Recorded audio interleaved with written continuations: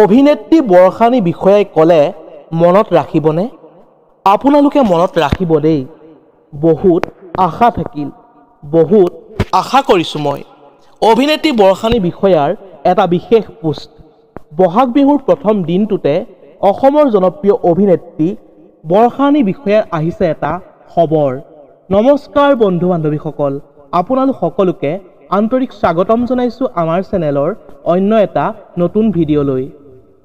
আপোনালোক সকলোকে হেঁপাহৰ বহাগ বিহুৰ এগালমান মৰম যাচিলোঁ। নবসন্তৰ পৰশত আপোনাৰ জীৱন হৈ পৰক আনন্দ, সুখ আৰু সুস্বাস্থ্যৰে ভৰপূৰ।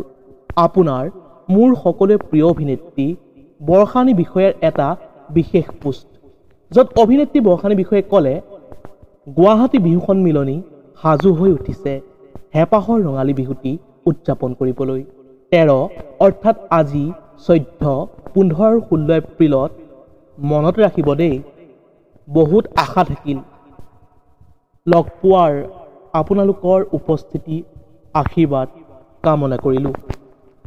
বন্ধু বান্ধৱীসকল, ভিডিঅ'টো আছিল ইমানেই। যদি আপোনালোকে চাই ভাল পালে তেন্তে লাইক, কমেণ্ট, শ্বেয়াৰ আৰু যদি নতুনকৈ আমাৰ চেনেলটো চাই আছে অনুগ্ৰহ কৰি ছাবস্ক্ৰাইব কৰি কাষতে থকা বেল আইকনটো প্ৰেছ কৰি অল কৰি দিব বুলি আশা ৰাখিলোঁ। ধন্যবাদ। জয় আই অসম।